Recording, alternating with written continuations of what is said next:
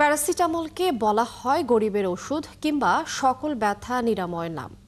আমরা নিত্য অভ্যস্ততায় প্যারাসিটামল তো খাচ্ছি। আমাদের জীবনে প্যারাসিটামল ব্যবহারের মাত্রা আর গতি প্রকৃতির বিষয়ে জানাবেন সহকর্মী ফারহানা নান্সি। মাথা ব্যথা, হাত পা ব্যথা, 2 বেলা প্যারাসিটামল, কিংবা শরীরটা একটু ম্যাজম্যাজ করছে অথবা শীত শীত লাগছে, 2 বেলা প্যারাসিটামল। ঘাড়ে ব্যথা, কোমরে ব্যথা, সকল ব্যথার একটাই সমাধান, প্যারাসিটামল।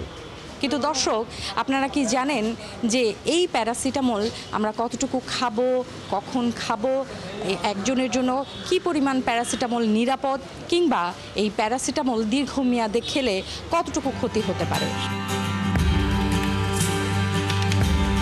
4 গুণ শক্তিশালী এনজাইম ও অধিক ফেনা সমৃদ্ধ অরিক্স সিলভার ওয়াশ মাত্র 70 টাকায়।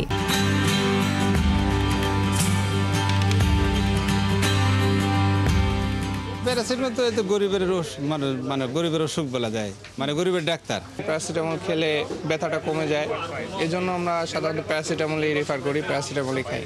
লো মাত্রার কতগুলো আছে, কিডনিতে এফেক্ট করে না, এইগুলো।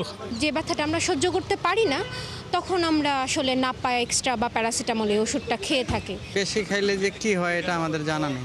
মানুষের শরীরে ব্যথা বা জ্বরের মতো উপসর্গ তৈরি হয় শরীরের কোষ থেকে পোস্টাগ্ল্যান্ডিন নামক রাসায়নিক নির্গত হলে। সেটা স্নায়ুতন্ত্রের মাধ্যমে মানুষের মস্তিষ্কে ব্যথার সংকেত পাঠায়।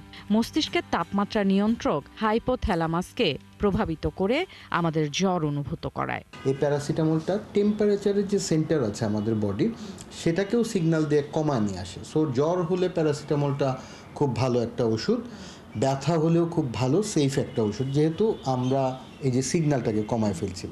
কিন্তু যেই কারণে ব্যথা হচ্ছে সেটা কিন্তু ভালো করতে পারে না প্যারাসিটামল। ব্যথা তো কমানো গেল অপেক্ষাকৃত নিরাপদ প্যারাসিটামলে, কিন্তু একজন মানুষের কতটুকু প্যারাসিটামল গ্রহণ করা যায় আর দীর্ঘমেয়াদে মাত্রা অতিরিক্ত প্যারাসিটামল গ্রহণে মানুষের শরীর কতটা ঝুঁকির মধ্যে পড়তে পারে? অবশ্যই 4 ঘন্টার মধ্যে 1 গ্রামের বেশি খাওয়া উচিত না। তার মানে আমি যদি একটা বা দুইটা, এটা ওজনের উপর ডিপেন্ড করে, এবং 24 ঘন্টায় 2 গ্রামের বেশি অবশ্যই না। তবে এটা অবশ্যই বললাম যে 50 থেকে 60 কেজির ওভার ওয়েটে যারা আছে মানুষ, তাদের জন্য, অ্যাডাল্টদের জন্য অনেক ওষুধের চেয়ে অনেক ঝুঁকিপূর্ণ ওষুধ। কারণ এইটা লিভার, কিডনি, এমনকি ব্রেনও ড্যামেজ করতে পারে। স্পেশালি লিভারের উপর খুব চাপ ফেলে যদি আমি অতিরিক্ত মাত্রায় খেয়ে ফেলি।